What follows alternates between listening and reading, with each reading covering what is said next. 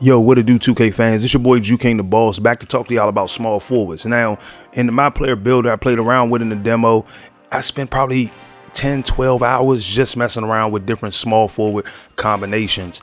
And I couldn't find something that I thought I could really gravitate toward, mainly because I think it was because of the way they named them. But I did come across 3 builds that I thoroughly enjoy. And so I want to go over these 3 builds and kind of tell y'all exactly what the problem is with the MyPlayer builder as applies to small forwards. So let's dive into it. All right, so the first build we're going to take a look at is, without a shadow of a doubt, my favorite build. So that is a shooting and defense combo build. Now, for the small forward position, having the ability to shoot gives you a little bit of reason to space out and spread the floor a little bit. I did like the way that the shooting attributes kind of leveled out pretty well. And then at the same time, I thought the defensive attributes, based on the combinations and the certain changes I'm going to make along the line, I thought the defensive attributes were right along the border. Then if you look at finishing looks really well, can finish inside, won't be able to get like elite contact dunks, won't be able to get anything elite, but will be able to finish in transition, will be able to finish in traffic, combo that with some badges, and this build is going to be pretty good. So when it came down to the physical profile, now for this physical profile, I needed to make sure that speed didn't take too big of a hit. Mainly because I knew I wanted to be able to push a transition and move the ball up the court.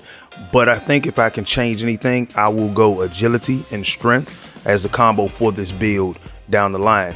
Now, as far as everything else, you look at the stats, how I distributed my points, and you see how I maxed out the wingspan. This build stands at 6'8". I believe I made this build 6'8", but no, this could be my 6'7" build. It's either 6'7" or 6'8". I think it's 6'8" though.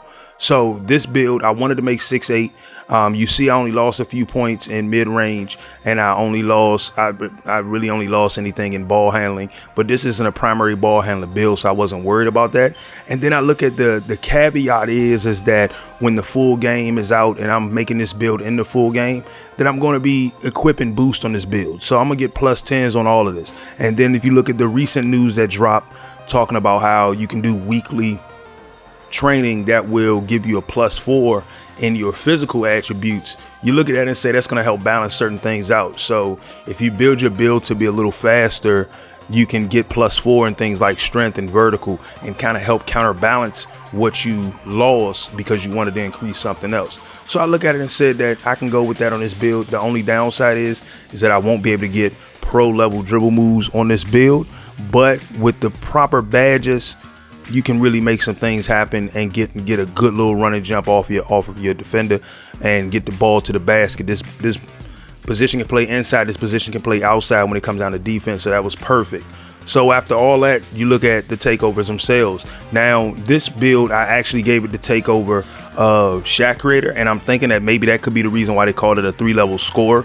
Usually each build I give the lockdown takeover, mainly because I wanted to increase my presence on defense and give me the boost on defense, whereas I can always find a way to get my shot off. I can always find a way to finish at the rim. So I should have went with the defensive takeover. And so when you take a step back, you look at it at the end, they compared this build to Jimmy Butler, Sean Murray, and Paul George. And so this build has a combination of defense. This build has a combination of offense, can finish inside, can finish 15-footers, and actually can shoot a pretty decent 3-pointer. I'm a person that once I put my own jump shot on it, I feel really confident with anything I'm doing, because just like I've always said, the more you practice your jump shots, the better you are with it. It's the same thing as with the dribblers when they practice their moves. They get better because they continue practicing. They learn the mechanics of how to chain this and how to chain that together. So I like this build, and this was my top tiered build for my small forward. All right, so now we take a look at the second build that I was going with, which is a primary shooting build, but this build turns out to be called a pass first wing. Now this kind of weird because I made it primary shooting, and don't get me wrong, I didn't max the shooting attributes all the way up because, like I said, I counteract the shooting attributes with the way I play with the ball in my hand. So I look at it and say, if I have enough courage in my own shot, if I feel that I can hit my shot and I start shooting consistently, then I can make up for the lack of shooting attributes. And then if you throw a badge or two on, you should be all right. You know, you should make up for that. Now, another thing about this build, when it came down to defense, I wanted it to be as good as it could possibly get for pure shooting. When I move over to the physical profile of it, I wanted to make sure that I had to make this build like primarily focused on speed, because I lost a lot for this build because it was a shooting build, because it wasn't a primary playmaking build. I lost a lot on speed and acceleration. Now, and if you look at how I distributed my points, and you look at, like I said, another build with max wingspan, near max wingspan, once again, this build still averages out with 71 mid-range and 71 three-point shooting. You add a boost to that bumps it up to 81 on both sides of the spectrum. I'm less about trying to get closer to 90 with my attributes, and more along the lines of trying to get closer to making the attributes that I need to be as high as possible, as high as I can get them. Now, this build does have better playmaking, but I think that the reason why they called this build a pass first wing was because I did add quite a few points to my pass accuracy, and I look at it and say that could be kind of weird to do, but I do move the rock around. But at the same time, I'm not the one who's going to bring the ball down. It's a combination that's kind of really weird. But for a pass first wing, this almost was my second choice for a small forward build. I did like this build, do not get me wrong, but when it came down to how this build stacks up across the board, I said down the line this would be a build that I would only be able to play, you know, MyCareer and maybe play a little bit of ProAM with. But as far as being able to take this build to the park and do something with and have some fun with, I didn't feel that it was going to be, you know, good enough. It didn't have the ability to kind of stretch out and space the floor enough. It didn't have the ability of lateral quickness and, you know, interior defense versus exterior defense. But also, when you look at the takeovers that this one comes with, you either got spot up shooter or playmaker. And for this build, I think I went with playmaker. I don't know why. I only had a 65 when it came down to ball handle. And that, like I said, that's what makes it weird. Some of these builds will come out really weird when it comes down to the takeovers that are available to you versus the way you applied the attributes. At the end of the day, it's like this build had better defense than it had playmaking ability, but because playmaking only had 3 things to distribute points to, and defense had about 7 or 8 different things to distribute points to, it really averaged out where playmaking was considered the better skill. But I look at it and say it's kind of confusing on that one.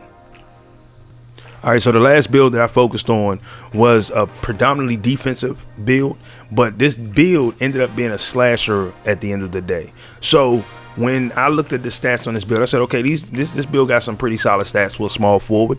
Defensive stats start off pretty high, so I can really spend time adding points to the other areas so that way I can kind of cap those off, and then I'll come in and add more to the defense and bridge that gap a little bit. So I thought this was the build that was going to turn out to end up being a lockdown defender, a paint defender, or something like that. I ended up creating a paint defender at one point, but we'll talk about that build in another video. Now, for this build, I was going to initially go with agility and strength for the physical attributes, but when I thought about it, I decided to go with agility and vertical, mainly because I wanted to get the bunnies. I wanted this to be a defensive build, and I wanted to make sure that this build could get the maximum jump as possible. So nice boost to the vertical. And as far as the height, weight, and wingspan, this build ended up being 6'7" and had max wingspan.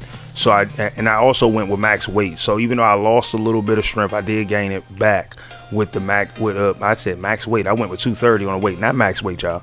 So when you look at the attributes of this build, as you can see, I balanced it out to a point where it felt like everything was kind of in the middle. Now, when you look at it from first glance, it looks like, okay, I can understand why this build would be predominantly slasher, mainly because the slashing attributes are higher overall than the defensive attributes. But once again, this is one of those things where I said I figured out where the problem is with how the small forward builds are categorized because of rebounding in the defensive tree. Now, what I mean by that is if you add nothing to rebounding, you will really see that you won't lose a point towards your defensive build. Now, we're going to look at the 3 builds in just a moment, and we'll kind of break that down a little bit more. And you can always go and check it out and test it yourself, and you'll see what I mean by it. Now, for this build itself, it had 3 takeovers. I chose the lockdown defender takeover, and I think that's going to be the takeover I choose with any one of my builds, mainly because I'd rather have the ability to strap up and strap people down.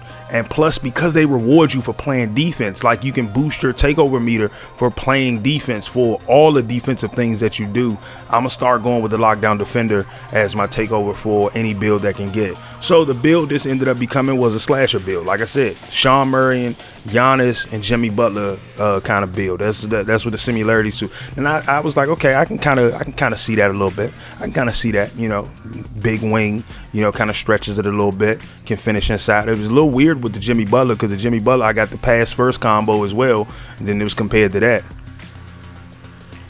All right, so we then came back and we look at these three builds that I just showed you the details behind: the slasher, the pass first, and the 3-level score. And the slasher to me is a two-way slasher because it does balance out pretty well on defense, and with boost, you're gonna play some phenomenal defense across the board. The pass first, I look at it as a two-way score because even though his pass accuracy is high, his ability to shoot, his ability to score is a lot better.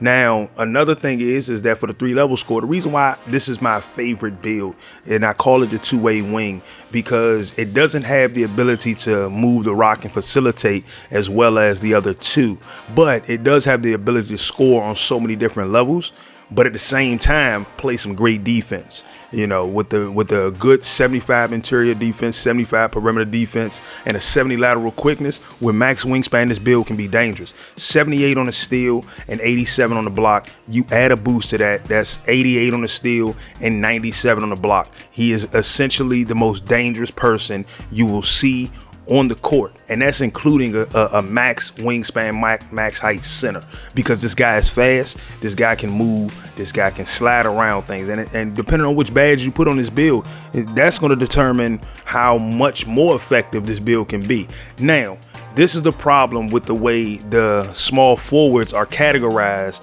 in 2K20. So because offensive rebounding and defensive rebounding are skills that are listed under defense, they actually hurt your ability to add more defensive attribute upgrade points. Well, defensive badge attribute upgrade points. So you know how when you start to level things out, rebounding starts off low for almost every build except for maybe your centers and most of your power forwards. But when you add to your rebounding for any other build, you'll notice that it's the one thing that holds you back. Like once you get that bad boy up to about 75, you'll add 10 or 12 points on to your defensive badge upgrade progress. And that's because they added under that category. But here's the thing about it. It's not a defensive stat. It's not a defensive stat at all. And defensive rebounding is not a defensive stat. It is literally something that should be in the physical stat category. It's something that should be separate from these different categories, because offensive rebounders can lead to offensive basket. Defensive rebounders can lead to baskets. Don't get me wrong. But the problem is that defensive rebounding isn't the thing that stops a shot. It stops a second chance opportunity. Offensive rebounds isn't the thing that give you a shot. It gives you a second chance opportunity. So it's one of those things where it's literally it's a primary stat, but it shouldn't be under primary stat categories. And if they separated that from the categories of defense, then all of a sudden you'll find yourself with more of a real lock on what your build could be with the small forward. And that's the thing that's kind of, like I said, like if you look at all of my builds, the slasher build has the most I've added to rebounding on any of my builds. And that build was able to get quite a few build badge upgrades. Whereas if you look at my 3-level score, where I spent the most points, it still didn't get me as many badge upgrade points as if I would have just added that stuff to my offensive defensive rebound. So I don't feel that the problem boils down to, 2K needs to rebalance what earns points for defensive badges. It's just that we have to also look at it and understand that until offensive rebounding and defensive rebounding get pulled out, it won't really help balance out the meta for how these builds are categorized. So where you see a 3-level score, if you built your build this way, your build is a two-way wing, because he can strap anybody up. Like literally look at that build. He can strap anybody up, and you add some boost in his scoring categories and he can score anywhere. This is a build that's dangerous, and I'm not saying that this is going to be the most OP build. It's just that build that when you look at it and say, okay, at 6'8", this build is dangerous. This build don't need to have handles. His job is not to have the best handles. His job is to strap the best person up and be able to score the bucket when you put it in his hand.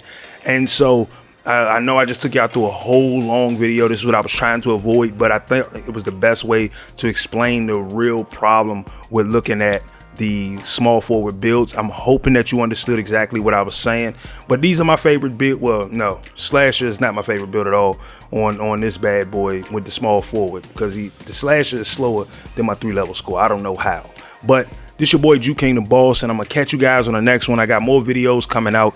I got more builds coming out over the course of the next week. Like I said, as we wait for 2K20, I got to give y'all something to listen to. I got to give y'all something to watch, and hopefully each one of these videos gives you a little bit more of a semblance as to what kind of build you want to build going into 2K20.